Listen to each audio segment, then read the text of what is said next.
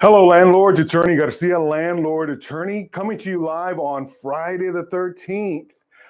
Today, we're talking all about how to deal with those damaging tenants and the strategies that you can do to best prepare yourself for the kinds of costly repairs that are caused by tenants that cause damage to your property. And so I'm going to talk about that for a few minutes, but then I'm also going to get to your questions. We've got a number of questions that have been supplied to us that I'm excited to answer. Additionally, if you are here live and you're interested in asking your own questions to us, we'll be jotting those down, and I'll do my best to answer every question we get this morning. So let's go ahead and begin with our topic that has to do with being prepared for tenant damage, because the truth is even the best tenant is likely to cause some damage to your property.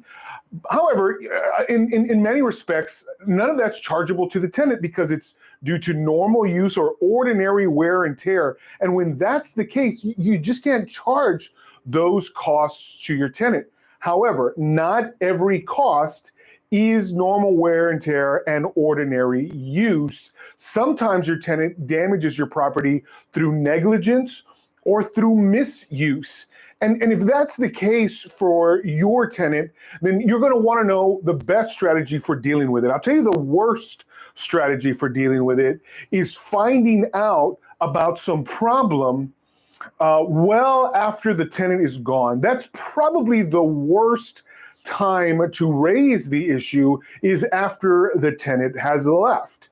And so if you're waiting until the very end to discover the kinds of damage that your tenant has caused, you've dropped the ball. Now, of course, if they leave very quickly, that's one thing, but certainly if they've been there for multiple months and you are just unaware of the present condition of your property, that's going to be a problem. So one strategy that I'd like to share with you about dealing with damages on the property, even those that exceed, especially those that exceed normal use and normal wear and tear, would be to inspect the property on a regular basis. In fact, you and your tenant should already be apprised of your very first visit. I recommend a 3 and 9 schedule. And what this means is if you signed a 12-month lease with your tenant, then you should inspect the property at least twice in a given year. That means that you've probably already scheduled the very first one.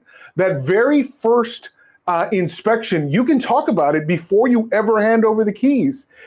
For example, if you are signing a lease at the beginning of January, on New Year's Day, you are signing a lease that's going to go all the way to the end of the year, you can very easily say, look, after 3 months, January, February, March, guess what? I'm going to be here on April Fool's Day, and I'm going to do an inspection. And the reason I'm going to inspect is just to make sure that everything is tip-top. I definitely want to make sure that AC is cooling, so when the hotter months come, you're going to be just fine. And so if the tenant recognizes that the reason you're there is to make sure that they are well taken care of, that's going to help you out. You're less likely to be met with hostility. However, there are some hostile tenants that are going to say, look, I don't feel comfortable with you coming in at all.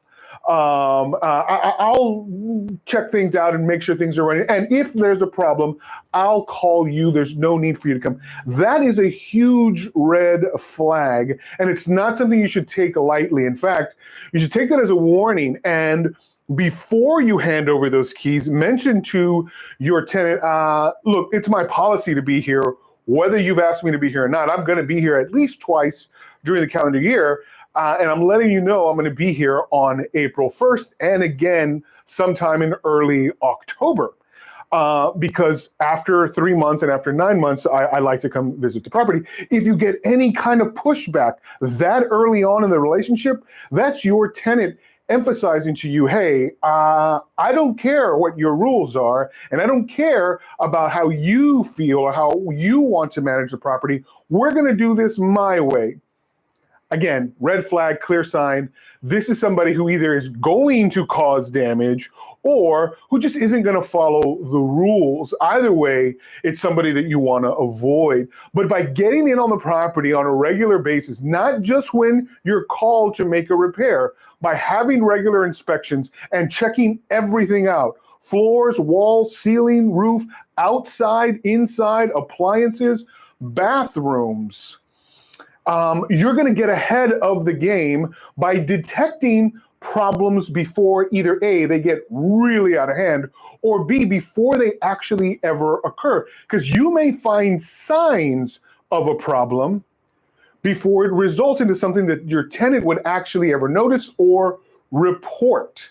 And so if you go into a bathroom, for example, and you see that the counter has water on it where water shouldn't be, and you can tell there's a broken seal or there's something that needs to be tightened around the sink, well, that's something you're going to want to address before it turns into something much worse. You want to make sure that that toilet is flushing. You want to make sure that the water is running. And you're going to go check all of the house for these kinds of very preventable damage.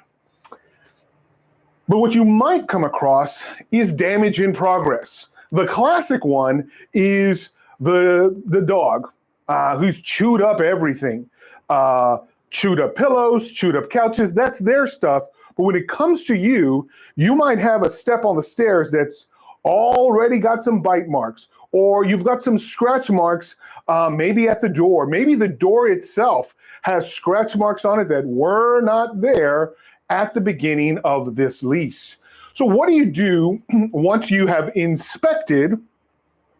How do you confront your tenant about this? So the first step is always the inspection. You want to schedule it, make sure that you have in mind a plan to be on the property on a regular basis. Again, the 3 and the 9, that's my suggestion. After 3 months, after 9 months, be there. But let's say you've got that down, and upon one of your inspections, you find damage. How do you deal with it? Now, some landlords, we always talk about the worst ways that landlords deal with these kinds of things.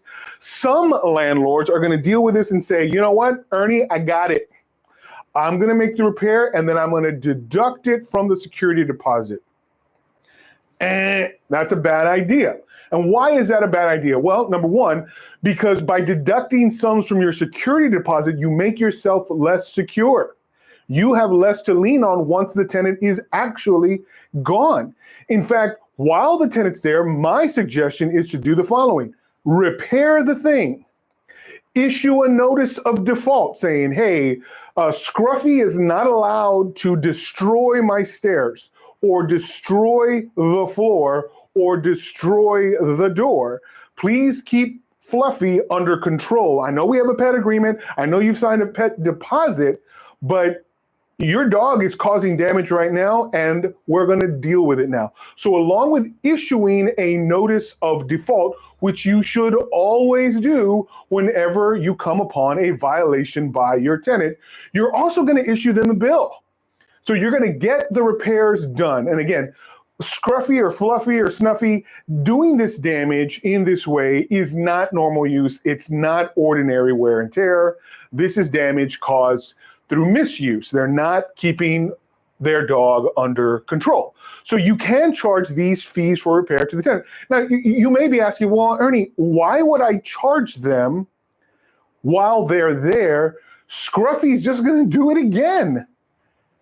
Maybe.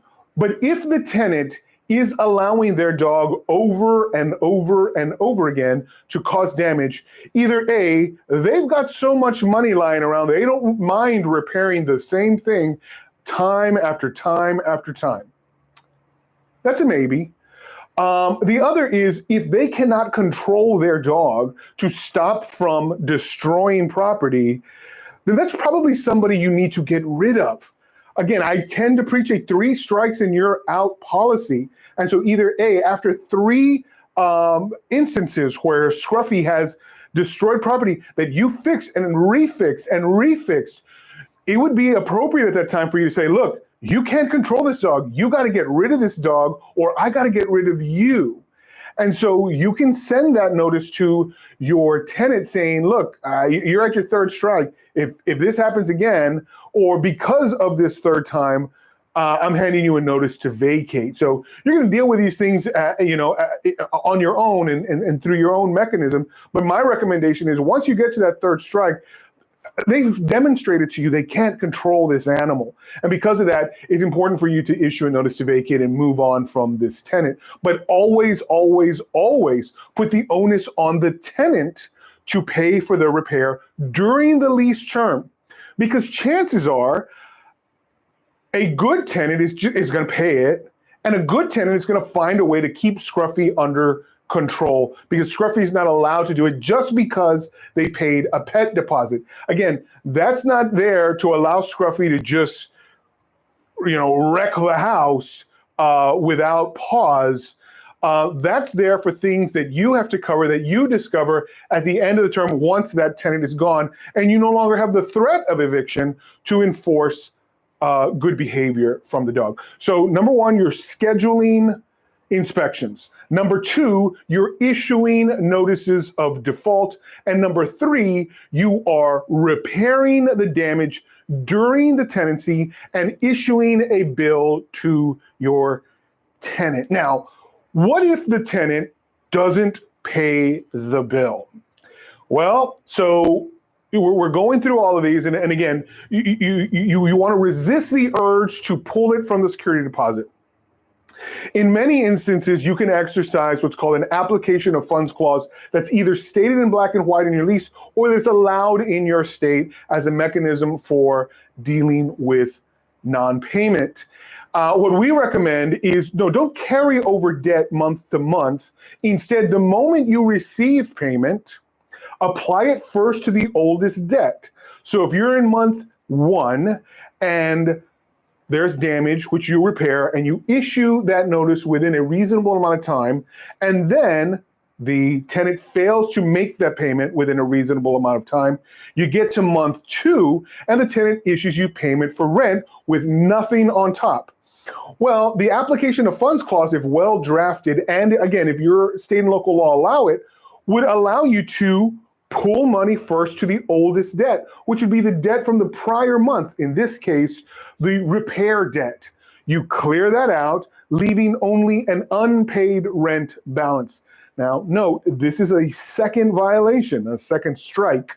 And you let your tenant know, look, thanks for paying off the repair costs from last month, but now you have a deficiency in your payment for rent because I followed the application of funds clause, or I followed what my state law allows, and payment went first to that old debt. And so now you've got an unpaid balance of rent. Please pay that balance off, or I'll be forced to issue a notice to vacate due to non-payment. Now, you might get an argument here from your tenant. That, again, is also a clear indication they are not interested in following the lease or your state and local law. And that's a bad combination. You don't want to keep somebody on board who isn't going to follow the rules and isn't going to follow law. That's the exact kind of person you want to issue a notice to vacate and say, look, I gave you opportunity, and you still don't want to comply.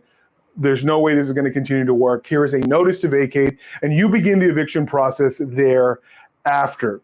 Now, again, different situations are going to run in different ways, and ultimately, even someone who begrudgingly pays may end up paying, and everything gets fixed.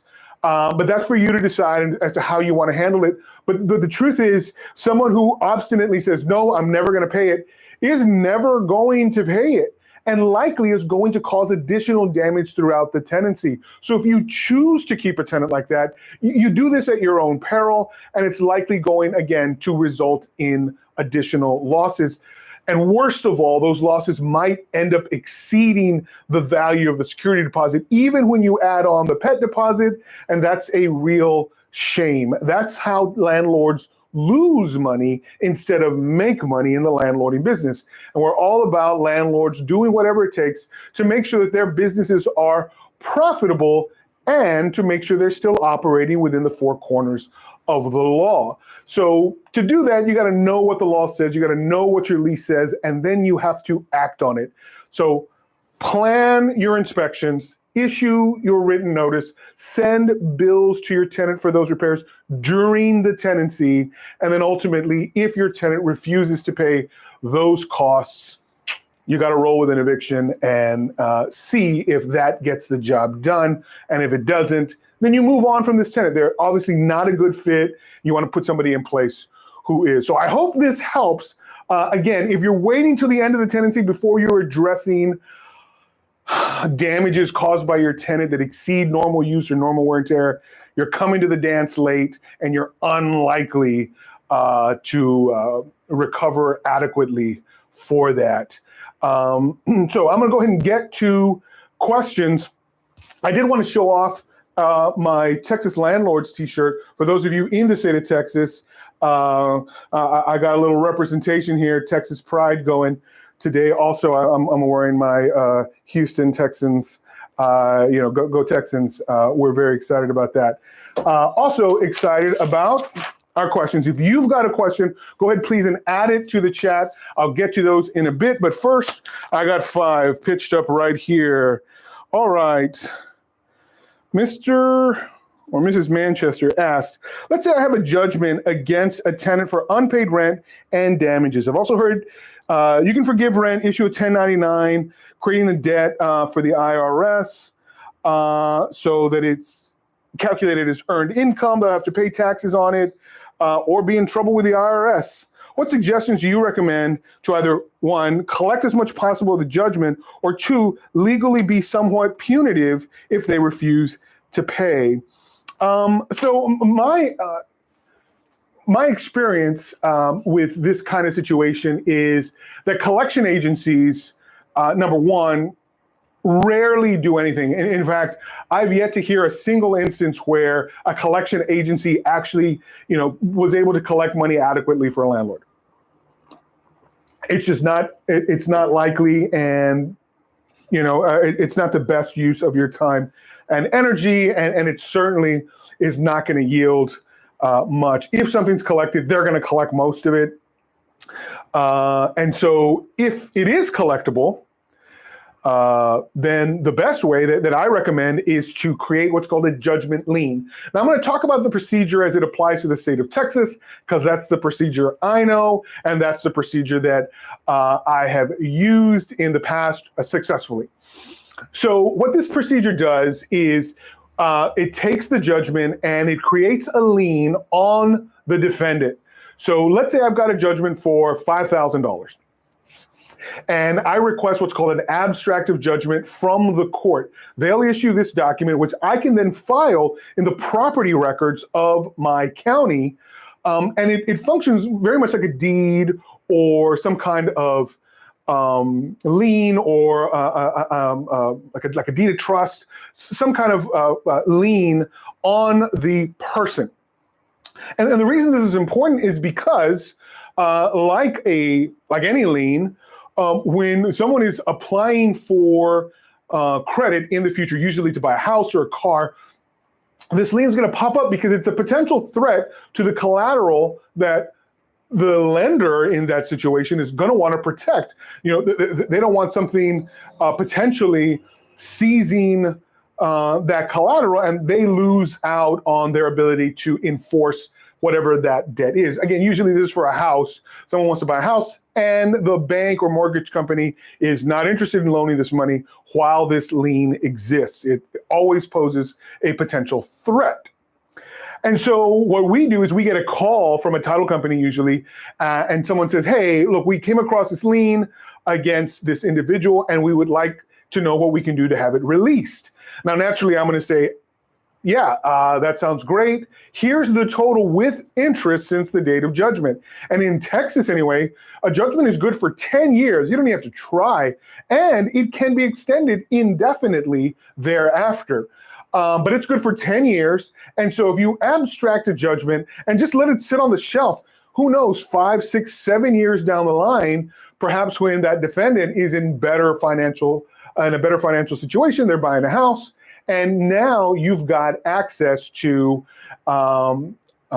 funds or they're in a position to pay off that debt because they really, really, really want to get into their house. And so if you're asking me what the best mechanism is, it would be to abstract it. The idea of utilizing in some way the IRS as a punitive measure, again, it's going to be so hard to enforce. You have no idea what they report or how they report it, or whether or not even after reporting it, it's going to create any significant loss on their part. But what's for sure is you're going to get nothing for it. Maybe, you'll get some kind of tax deduction, but I'm not a tax attorney and I'm not a CPA. So I really don't know a genuine benefit that comes from that, and whether or not there is really any punitive value that you can derive from it. I know that creating a judgment lien, however, does pose a higher rate of return if it's exercised, and is, I think, the best way. Because if a debt is collectible, I don't want to split that or give the lion's share of that to a collection agency. I'd rather my client get that entire sum with interest. All right, number 2, follow-up question from M.A. Cumby. I have heard something about being able to access money in a tenant's checking account. I know in Texas we can't garnish wages, but I gather that once wages are deposited into a checking account, there is a way. Yes, there is. That is called attachment. And so if you know a banking account and you have the number, yes, you can potentially seize funds from an account. So I always tell landlords, look, if you know that someone owns land somewhere, maybe they share grandma's house with a brother, but they're currently renting. If you know that property exists, then yes, file the abstract and then exercise what's called a writ of execution. I'm talking in the state of Texas because, again, that's where I practice. But yes, you can exercise collection based on that judgment lien of property that you know, of vehicles that you know. So in Texas, you're allowed to keep one vehicle per defendant. And so if you have a husband and wife and they've got 2 vehicles and then 2 more for the kids titled in their names, guess what? Those 2 additional vehicles are subject to seizure, and you can potentially collect against those vehicles. Sometimes you have someone who's a car enthusiast. It's a single tenant with 2 or 3 classic cars. Guess what? That's money, but you gotta file that abstract in order to enforce it. When it comes to accounts, if you know the institution and you know the account, you can collect. Now, this used to be really easy because most people would pay their rent with a check that identifies the institution and has the account number. People don't pay by checks anymore, not most. And so that's a little harder to do unless in some way you can collect maybe the security deposit or some other payment from this individual and it's an active account. You can, again, create the judgment lien and then seek to attach it through the same court. Again, this is Texas procedure. Procedure is going to be a little different in other states. But yes, you can attach that to an account and seek funds that way. In other states, you can actually garnish wages, but that's not available in the state of Texas, and it's not available in every state. Number 3, Russell Bohannon asked, how much liability insurance do I need for one property? If it's enough, can I get by without an LLC? We talk about this a lot, actually. Sometimes the mere fact of insurance is enough. What you don't want is either to have the wrong insurance or to have insurance that has lapsed or where you've lost coverage. If this has happened to you, you can have a gajillion-dollar policy, but if it's lapsed or there's an exclusion that applies, you always want to know what you're buying to make sure that it is appropriate for your use. Here's a simple one. Sometimes people living in their own home decide, you know what, I want to buy another house, but I want to lease this house as a rental. And so they move into the new house, keep the same homeowner's policy while they're leasing to a tenant. Something bad happens, they're sued and then seek to file a claim with the insurance company. And the insurance company says, well, were you the primary resident? Oh, no. I was leasing it to another party. I wasn't even living there at the time. Great. Claim denied. And so if you don't know whether the insurance you have is appropriate for the way you're using your rent property, you could get burned. So the first step is, yes, can I get insurance to protect me from claims without the need of transferring to an LLC? Absolutely you can. But it's up to you to make sure you have the right kind of policy for leasing residential property to tenants. Another one that trips up landlords is they lease residential property to a party who's using it for a commercial purpose. This happens a whole lot. And you need to know whether or not your renter's insurance covers commercial tenants. Because if it excludes commercial tenants, you're paying that policy month after month for no gain. If something happens to a commercial visitor who comes to that property, they slip and fall, right? The classic one. Guess who's going to get sued? It's going to be you. Guess who may lose their house? You, because you didn't have the right insurance. And so, yes, insurance can save the day, but you've got to be on top of it to make sure that it covers the kinds of claims that you are likely to experience. Okay, number 4, Don McNary, the idea of tenants' rights to quiet enjoyment in the state of Texas. What would be an expectation? What is even enforceable? And what would be common example of how this right could be inadvertently taken away? So quiet enjoyment. So this doesn't necessarily mean like the tenant is entitled to peace and quiet. Or that if a plane passes overhead, it's like, it's not quiet and I'm being denied my quiet enjoyment of my Texas property. Instead, the tenant should have really an unobstructed use of the property outside or outside of what is legally allowed in the lease. Where you might deny someone's quiet enjoyment is if you show up and here's a classic one. You say, well, you know what? I'm going to use the garage. You usually park on the driveway anyway. So I'm going to use the garage to store all my stuff. And the landlord goes and just fills up that garage, locks it and says, oh, you'll be fine. Well, they don't have quiet enjoyment of that garage anymore. And unless the lease specifically said, by the way, you don't get access to the garage, I get 100% exclusive access, you have then, landlord, denied quiet enjoyment, quiet use of that part of the property. So if the landlord interferes with what is otherwise allowed in the lease, that's a denial of their quiet enjoyment. If they're being harassed, that's also a problem. And if, for example, there is a problem with, and this tends to happen with neighbors in close proximity. So let's say you've got a duplex and you've got tenant A who always follows all the rules and is the perfect tenant. And then you've got tenant B who never follows the rules and is a terrible tenant and is playing loud music at 4 a.m. every single Sunday morning. And your tenant says, look, I'm trying to get some sleep and I just can't with this guy. Can you do something about it?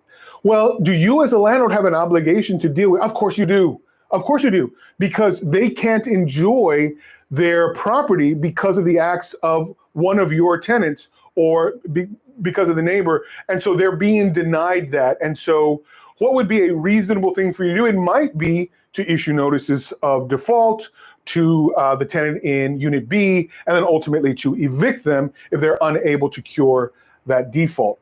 Now, what if it's not one of your tenants? What if it's the next door neighbor? And one of the classic ones is their dog breaks through the fence and terrorizes their children. Yeah, you're going to have to deal with that. You're going to have to find some way to secure that fence. And those costs may be something that you have as a claim against the neighbor, but it's not something you can push onto the tenant and say, look, that's your problem. I don't have to deal with that. That's just not true. If there's some kind of defect on your property, or if there's something you can do to remedy it, you have to preserve the quiet enjoyment of your tenant while they're there. So if that's happening, yes, you have to take steps to take care of it. Otherwise, you're denying proper use of the property. And number 5, Erica Marie asked, what's the statute of limitations to go after your tenant for unpaid rent and damages? Well, that's going to vary from state to state, but usually it's understood to be a breach of contract claim. In the state of Texas, it's very simple, 4 years. So that if you have a claim, you could wait 3 years, 11 months, and 30 days, and 23 hours, I guess, to file it. But the problem with waiting that long is evidence gets lost or witnesses forget the things that happen. So I don't recommend waiting that long, but sometimes you're in a tight situation because maybe a year and a half later, your tenant sues you. And like, oh yeah, well, I'm gonna countersue you. But am I still within the statute of limitations to do it? As long as you're in Texas, you got 4 years to do it. And it would be something that I would recommend as a means of defending yourself if you have a viable claim. Okay, so let's see what we got here on the screen. I'm gonna bow out for a little bit.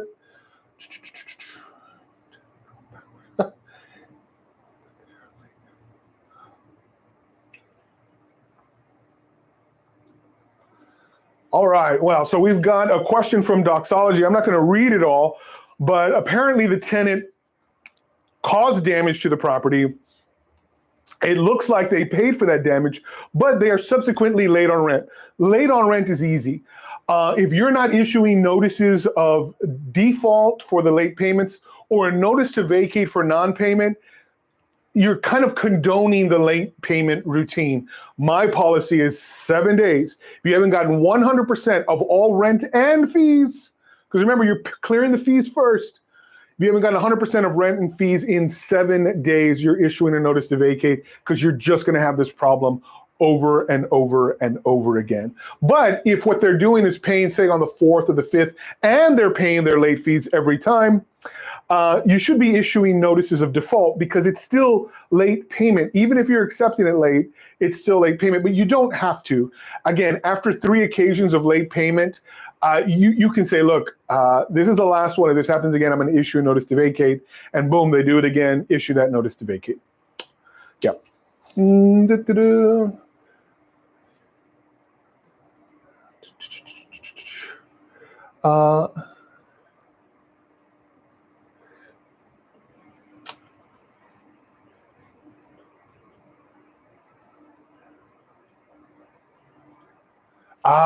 Okay. So we've got Adrian who's saying, look, hey, I want to sue my tenant in small claims court. And it appears that you're suing them beyond the tenancy. So they're no longer there because your question had to do with, well, if I can't find them, how can I get them served? Well, there's a couple of things you can do. First, this is the easy one.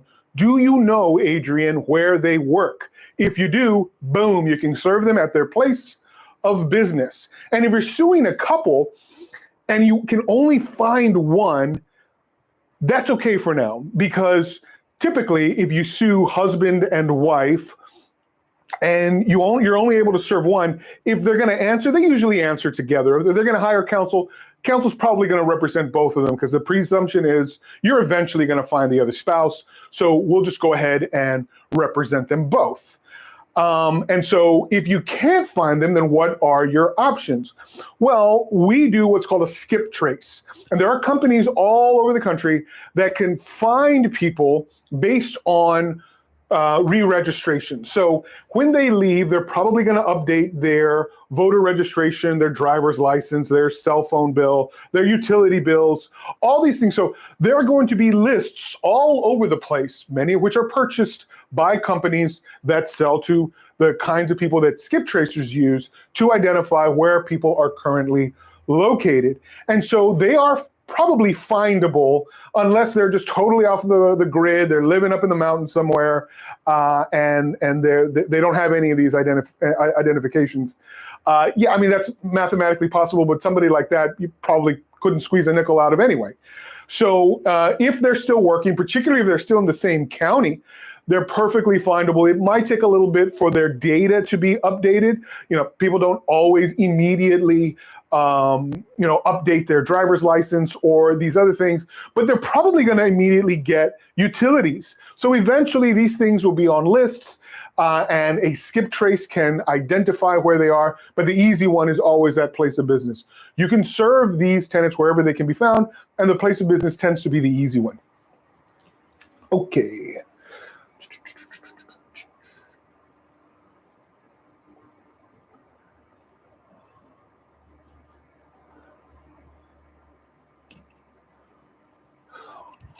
All right. Well, it looks like that was all of the questions for this week. I appreciate all of you who showed up and who left comments and questions. Again, my goal is to do this at least once a week. I'll definitely do this next Friday at 11 a.m. Central Standard Time. But coming in January, we're probably going to do our lives on a different day. If you have a suggestion of a good day and time when you would like to see our lives, go ahead and comment below. If you're interested, again, in one of these, I'm happy to make them available to all of you guys. I would, again, ask you to comment in the comment sections whether it's something that you would enjoy. I know not all of you are from the state of Texas, but if you are and you are interested, drop us a comment and we'll see about making that happen. But until next time, landlords, it was great talking to you. Happy leasing.